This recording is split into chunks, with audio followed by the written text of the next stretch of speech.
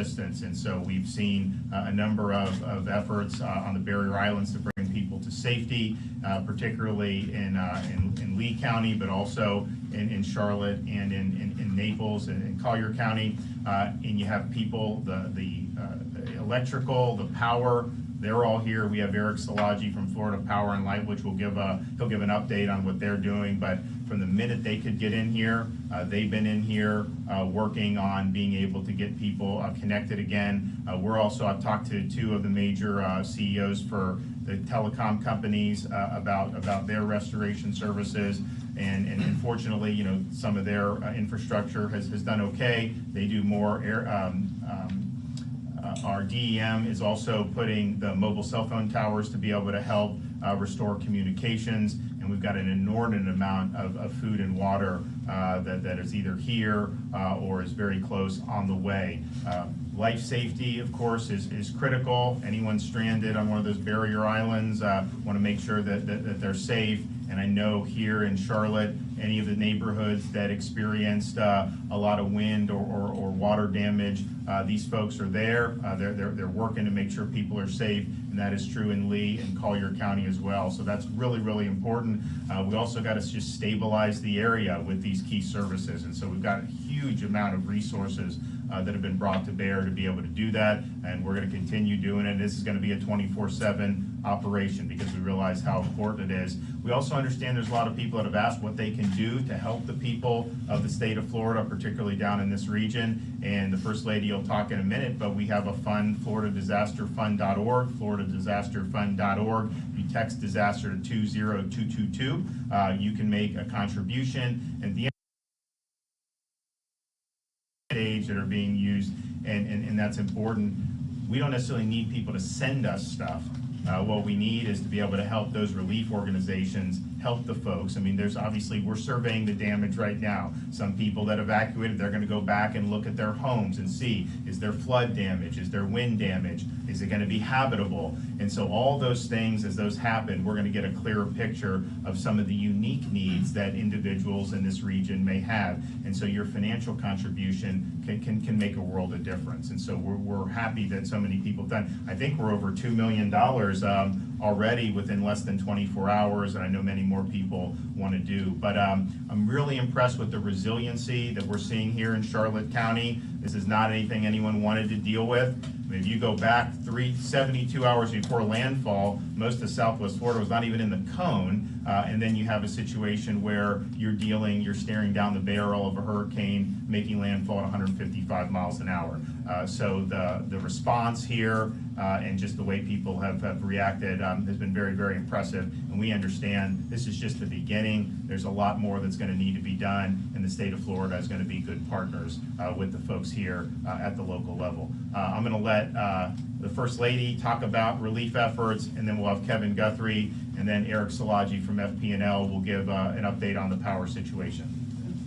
I just have to echo that. We are just so proud of the people of Southwest Florida, the resiliency and the courage and strength that you're exhibiting, the people here at the Emergency Operations Center, and frankly, people across the state of Florida. We just couldn't be not more proud of what you have done to support your fellow Floridians and also the people across the country. So the governor mentioned a second ago the Disaster Recovery Fund, disasterrecoveryfund.org.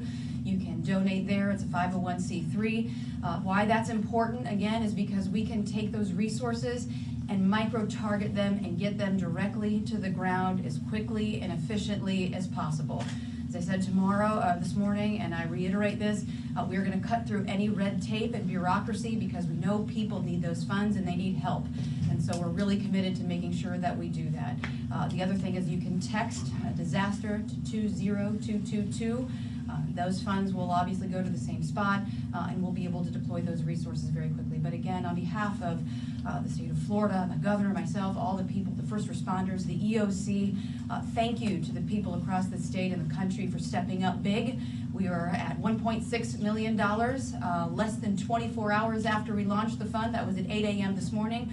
We are well over $2 million as of a little while ago, and I think we're going to have even more funds at the end of the day. And again, that goes directly to the great people here in Southwest Florida and all the way across the state. So God bless you. Yeah, thanks. And you know, some of the responders who are ready, the storm has gotta go before you can really get in there, because it's very hazardous, and some of these guys are coming across Alligator Alley like midnight, like literally knocking on the door of tropical storm to be able to get in and help people. And so you look at these USAR teams that we've had over from Miami-Dade. We want to thank them, thank the National Guard, thank the Coast Guard. They've been able to do a lot of successful missions already, and it's really been great to see everybody working together. Part of the reason that happens is because of the coordination at the state level, and that's under the direction of Kevin Guthrie, who's our Emergency Management Director, and he's going to provide an update. All right, thank you, Governor. So I got here first thing with the governor, obviously talked to Sheriff Crummell, talked to the fire chief, talked to Emergency Management Director Patrick Fuller. Obviously, everyone very thankful of the resources that have been provided. There were a handful of missions that have just come up in the last couple of minutes. I'm proud to report that we are already mobilizing personnel for those missions, and also providing the resources. One of those is a generator, so that is already been sourced and already being mobilized. So we hope to have that here by midnight tonight on the generator at a minimum. The mechanic for the generator that's in question, that is having some issues, is already only 30 minutes out. So I'm very, very proud of the men and women in our logistics section, specifically the Florida Division of Emergency Management. They have been very, very flexible, and they have been very, very responsive, and far exceeding our expectations in a normal disaster like this. So to have a mechanic almost 30 minutes away when you make a request about an hour ago is just fantastic. So again, that comes from great leadership. That starts with the governor, and I really appreciate that. Thank you, sir. Great. Part of the preparations for this storm was to have as many resources pre-staged that could go in and help with critical infrastructure like power. And we were able to go meet with some of the linemen up in Lake City in North Florida, thank them. These are people coming from all over the country. I mean, they're coming from Louisiana, Alabama, Texas, and we had over 42,000 at landfall. I'm sure there's more in the state right now. When we were going back to Tallahassee from Lake City, you know, you saw truck after truck after truck on I-10 eastbound coming in to be able to help respond to this. And part of the reason we're able to do that is because we've got a lot of utilities that this isn't their first rodeo. They take this very seriously. They learn from past storms, and they put that knowledge to good use. And so Florida Power and Light has the biggest footprint of personnel that have been brought into the state to help get everybody back. And Eric Szilagyi is here, who's the president of FPL, and he's going to provide an update on their efforts. Thank you, Governor. So we have deployed about 20,000 crews across the state of Florida. Just to remind you, the storm is still battering the northeast part of the state. Daytona is being hit right now. We have about 1.2 million customers who are out of power. But we have been able to restore over 700,000 customers before the storm has even left the state, and we're going to continue to work 24/7 to do so. I'm actually pleased with parts of the system that I've seen a little bit further to the west of here is in good shape. At FPL, we did not lose one single transmission tower, so that is critical. The backbone is up and operational. We are now in the process of getting the distribution system back up and the substations that had flying debris go into them cleared out so we can get them back online. There are sections of our territory close to the beach along the Bear Islands that will require rebuilding. There's some destructive areas that simply cannot be repaired, and they'll have to be rebuilt. Unfortunately, there are also homes and businesses that will simply not be able to safely take the power once it's ready. But the 20,000 plus men and women who are already here are staging and getting out in the field currently. They will work 24/7 until we get the lights back on. Again, as the governor said, not our first rodeo, but every storm is also different and always poses different challenges. But appreciate all the support from the state. Governor, thank you.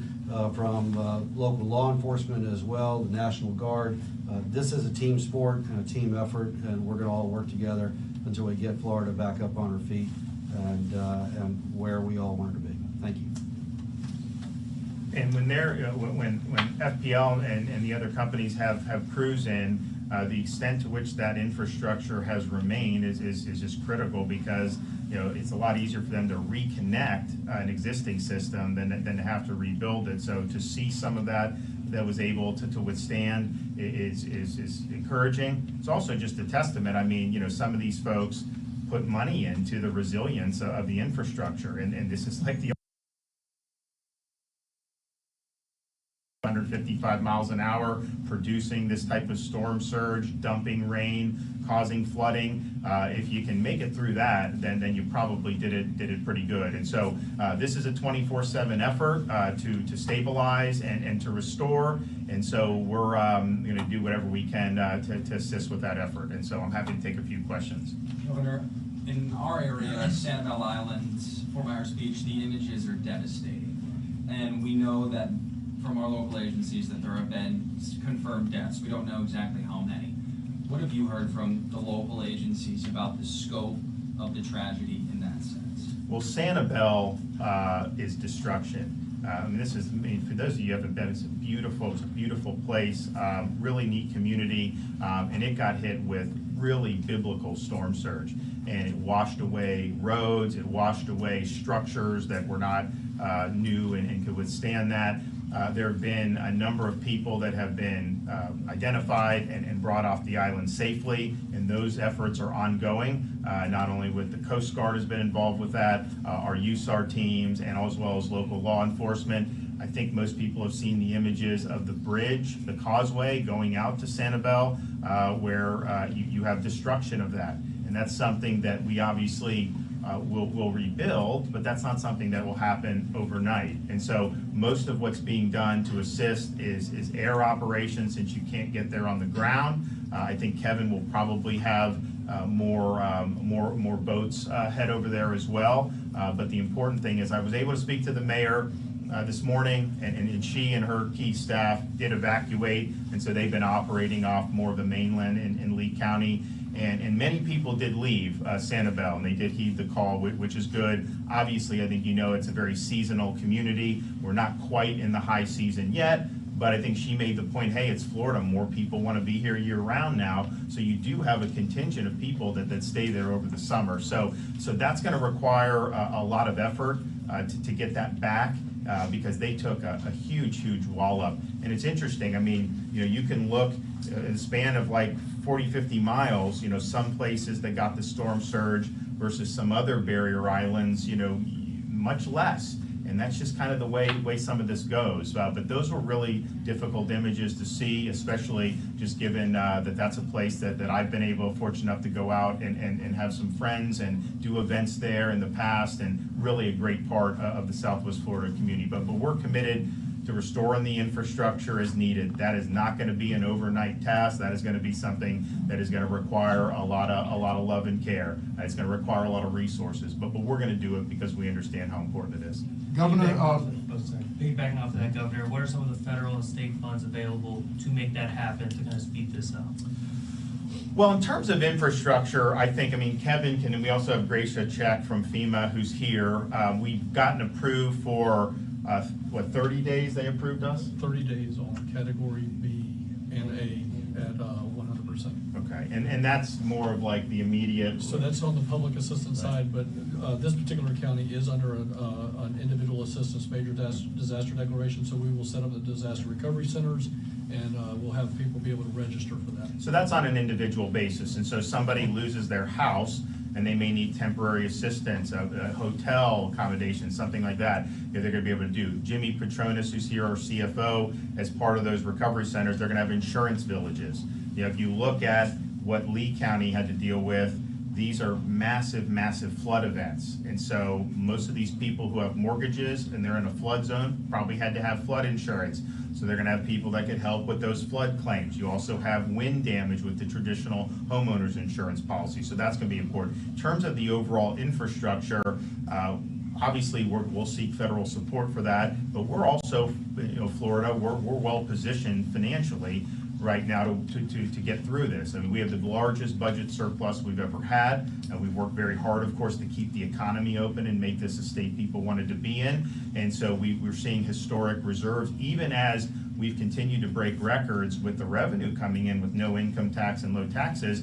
They revised it in August, saying, okay, Florida's getting more revenue. And then in September, we're like 300 million over what they estimated. So we have put an emphasis on infrastructure, partially because the state is growing, but we understand in a situation like this. We had a bridge knocked out with Hurricane Sally because you had a barge that was left loose and it rammed in the bridge. So we were able to fix that, but it's not something that happens overnight. So to me, I think the more issue is, we'll have resources between federal and state and local, I'm pretty confident of that, but it's, okay, this is an island that you're not gonna be able to access by car until that is done. And so what's gonna be the plan to do? And that's just gonna be something we're gonna consult with the local leaders at the city level and at the county level to try to figure out what the best is. But when you deal with these things, you stabilize, you provide the help with people, but you want to get back to some semblance of normalcy as quickly as possible. And it's going to be harder in some areas than others, but I want to,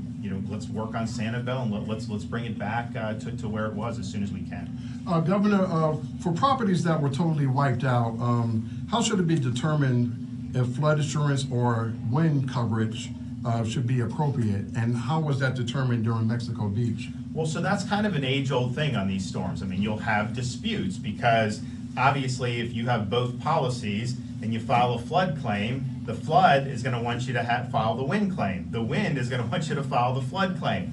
What I would say is when you have surge that's 10, 14 feet, when you have 6 feet of water in somebody's home, to me, that's a flood claim.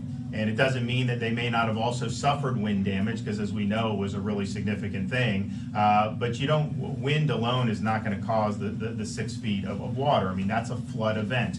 And it's not just in the barrier islands, which of course had a lot. You go in some of the places in Lee County, that are close to the river and some of these inlets, you had massive, massive rising waters. And so that's just something we do. I mean, that's what was happening with some of the folks who did not do the evacuation. They were hunkering down, and their homes, I think, were totally fine to handle even a really strong wind event. The problem is, if the water is rising, you're in your living room, it's a foot, 2 feet, 3 feet, they're the ones that were calling saying, hey, this is a big problem, and of course it is. So I think at the end of the day, in Lee County, I think most of the claims are gonna be flood claims. I think in Charlotte, maybe the mix will be a little bit different, because I did see, some wind damage, and I think that those claims would be appropriate. But clearly, when you're in those flood areas and you have the water rising like that into your living room, that is a flood. And Governor, speaking to people today about the insurance, they worry, sometimes, the insurance companies will shuffle their feet on a normal stance, on a normal situation. And now we have this where everyone's going to be flooding the insurance companies. What's your message to those people who might be worried that the insurance companies might not be acting fast enough? Well, Jimmy, where's Jimmy at? Yeah, so, and I'll let him say, but part of the disaster recovery are these insurance villages. He's done a great job of leading. He's getting the carriers all together. They're going to have a footprint in all these affected counties. People are going to be able to go and they're going to file claims. There's already been things done with our insurance regulation agency. Go back 10 days, none of those cancellations are valid, and you can't cancel going forward for another couple of months. So there's already actions being taken, but I'll let Jimmy come up and do that. And look, at the end of the day, we've had a lot of issues with property insurance, but a lot of that is because of lawsuits and a lot of things that don't focus on the core business. This is the core business of paying these claims, and we understand the time is of the essence. Thanks, Governor. Yep. So we've got a preliminary site set up. We'll make sure it's coordinated with Kevin Guthrie's team in the county. But we'll probably pick a large spot. Initially, insurance carriers will come in. We'll probably have somewhere between 20 and 25 carriers come in. They'll probably set up in RVs, and they will start writing checks initially. That will be living expense money. This will be the dollars just to help people go find a place to live, sustenance dollars. Then you'll be signed up where adjusters will come and inspect the damage. Now, here's the most important thing I need you to take away from this conversation, is the predators that are going to come up, that are going to initially try to sign up construction management contracts, public adjusters. They're going to come in like a bunch of locusts, and they're going to try to hit the neighborhoods, and people are vulnerable right now. They're going to look for a solution, and their solution is always going to be important, but that solution is not going to be knocking on the door every time. If it sounds too good to be true, it is. So please, that first phone call that you're going to make needs to be to either your agent, your carrier, or to my office at 1-877 My FLCFO. If one of the first 3 phone calls you make in your house in order to get an insurance claim solved is to one of those 3s, there's almost zero chance you can be taken advantage of. But Panama City was my hometown. I lived through Hurricane Michael. We did 12 insurance villages there over a year span. So we're gonna be here bringing the carriers back, and they will write checks on site, okay? But when you start complicating the claim because you've allowed predators to get involved with your claim, you're gonna drag it out. So the best solution is between you, your carrier, and us. The more people you bring into it, the harder it's gonna be to get a settlement that's gonna be fair for everybody. And look, at the end of the day, if your carrier doesn't wanna work with you, that's when you'll call my office and we'll take them to task. And I think what I've asked Jimmy to do is also, have people with assistance for the National Flood Insurance Program claims. They obviously have their homeowners policy. Many people have both. But I think the issue is that some people live in areas where they're told you don't need flood, and so they don't do it. Well, now they may be in a situation where that is so. But bottom line is, those who have the flood insurance want them to be able to file those claims. Take pictures of the damage of your home and have those so that you can present those, and so you can get paid quicker. If you took pictures of the water line, if you have 4 feet of water, you took pictures, bring that with you. If the water's gone down but you see where the line was, take pictures and document that so that you can go in, present it, and there's not gonna be any questions. But Jimmy made a good point. You start signing up, some of these people will swoop in and they'll want you to sign this stuff. It just hasn't worked out well in the past in Florida. Unfortunately, when you have disasters, there's some people that want to prey on people when they're in vulnerable situations, and we do not want that. The other thing I would also say, just from looking at some of the images that we've seen on TV, there's going to be a lot of automobile insurance claims potentially. I can tell you, my wife, we lost a car in Irma, and thank God we had USAA, because they literally cut us a check very quickly. So hopefully all the auto insurance are going to be able to do that. But we literally we're seeing cars washed away, cars totally submerged, and so we understand that people are going to need to be able to get that claim. But when we did it with Irma, we got the check within like a week. They came out, they did it, they gave us the check, and honestly, it's not like losing a car only is like the worst thing in the world. I mean, we were fine, but I mean, to be able to have that, you know what you have to do. You need to buy a new car, you need to do. So I appreciate what Jimmy's doing. I think it's important to get the carriers in to let people go, to make these claims, and let's get these things processed as quickly as possible. All right, thanks everybody, appreciate it.